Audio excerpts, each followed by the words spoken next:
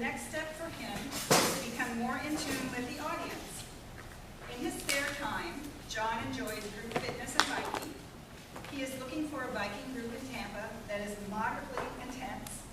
His choice last week was a 60-mile trek with a run afterwards. He also wants to learn how to do salsa. Please welcome John Spirito and his speech, Are you getting close? Are you getting close? John Spirito.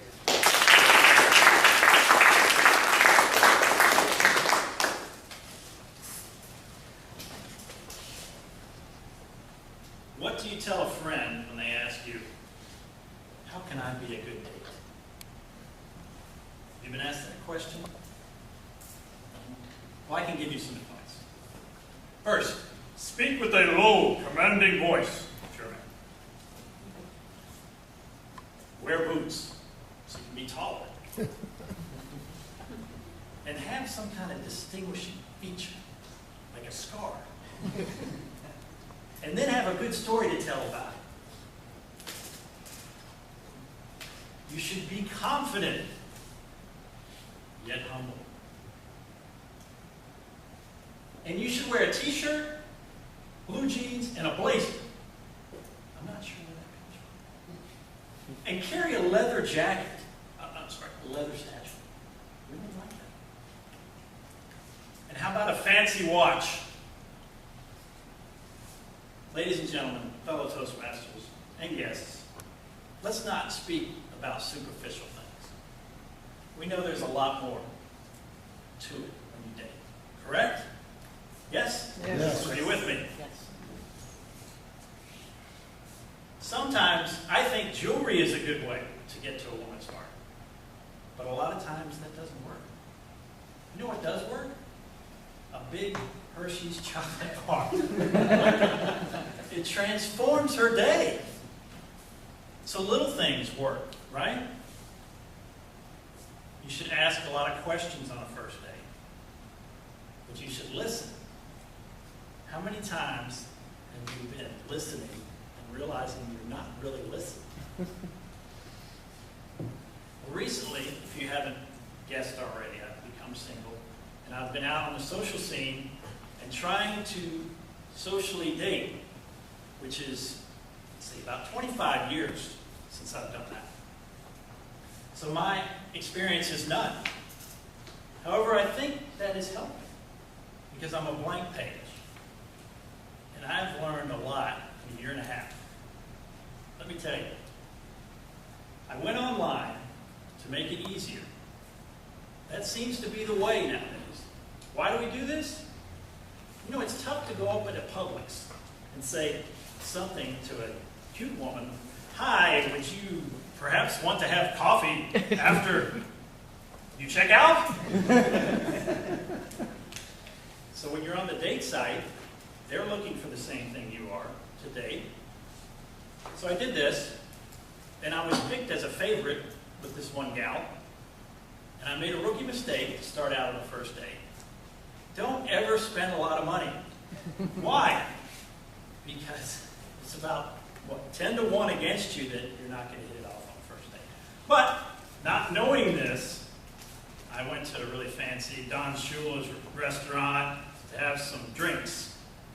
And I arrived early. And I was tickled. Waiting. And she arrived, and this was pretty mean, but I was thinking to myself, wow, I've really gotten older. But we talked, and we had a good time on the date. We talked 3 or 4 hours. $50 later, went home. And I went back to the drawing board. So I went back to the garden, and I was reaching in for that wonderful flower. However, it was nighttime. I couldn't see, and there were a lot of wildflowers around, and I picked up. So my second date, I got smarter, and I went to a hotel lobby. It was a sports bar.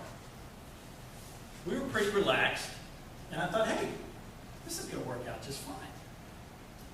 We talked 3 or 4 hours, but afterwards, there just wasn't anything there.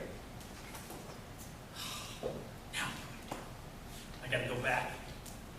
Find another. So I went back to the website, and I found a girl that was in Cocoa Beach, which was, I was in Orlando at the time. It was about a 45-minute drive, but I said, I'm going to drive out there. So I drove out there, I met her for dinner. We were up at the patio overlooking the sunset. It was great. I was like, this is great. You know, I'm really hitting it off. She's cute. I think she likes me. It's going to be great. Well, at the end of the night, she says, you know, the distance is a little bit. So at this point, I got frustrated. And I said, hey, why don't I go back to the traditional methods where I'll just go out and it will be happy chance. Meet someone. So I looked for a jazz trio that was going on that night, and there was one close by. And I was a little apprehensive about going out. I tried on about 6 or 7 shirts. It was a little bit cold, so I thought, I'll wear my jeans, a t-shirt, and my leather jacket. So I walked into the place, and I shot some pool and tried to talk to some people, some couples. The trio was pretty good, and I started relaxing, getting into it. I had a beer. And there was a lot of dancing going on. However, I was sort of standing on the wall and holding up the wall. And I did see this one cute girl from across the distance. She was dancing with a number of different people.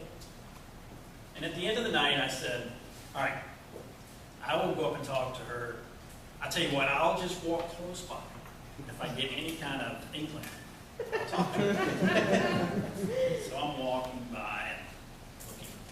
She actually looked at me. So I walked up and talked to her. And she was a really good conversationalist. We were able to talk. It was really loud, but we talked for a couple hours. It was midnight. And we went outside, and we made a second date. And I thought, great, I've found somebody. I did it the traditional way. And we dated 3 or 4 dates, which was good for me because I only had 1 date up to this point. However, she had a unique situation where she was taking care of her grandkids. She really didn't have time to date. So now what do? I went back to the website. I think I was getting a little bit better at picking out people. So I picked out a young lady. She was a nurse practitioner. And I'll call this a stormy romance. I met her at a really cool restaurant. And when she walked up, we both were just smiling. We just hit it off right at the start. We had a good lunch, dinner. I invited her to a movie. We went to a movie, and we had dessert in between dinner and the movie. And in the movie, I held her hand. And you can learn a lot about someone by holding their hand. I felt like there was a connection right then. And there was. So I dated this girl a bunch of times, 2 or 3 times a week, for a couple of months. Well, I went too fast. I was too excited about things. So soon after, she gave me the goodbye. So I was back to the dating site. And this time I found somebody that looked very interesting, and she was about an hour and a half away in Gainesville. And I met her at Winter Garden for a play. I dressed up. She said I looked nervous when I was walking down the street. She was eating fried green tomatoes when I picked her up. We went into the play. We enjoyed it. We went for coffee afterwards. Then we went on a walk. And we went onto this street with trees just overhanging. It was beautiful. And when we got to the end of the street, I felt like, wow, I've really connected with this person. So luckily this time, I was fortunate. She liked me too. And I'm still dating her today. It's been about a year later. And I'll leave you with a quote that she made up, and I finished, when she said, how do you know if you're on the right path in life? Well, you know when you're sitting for dinner and you look across the table and you see the one you love.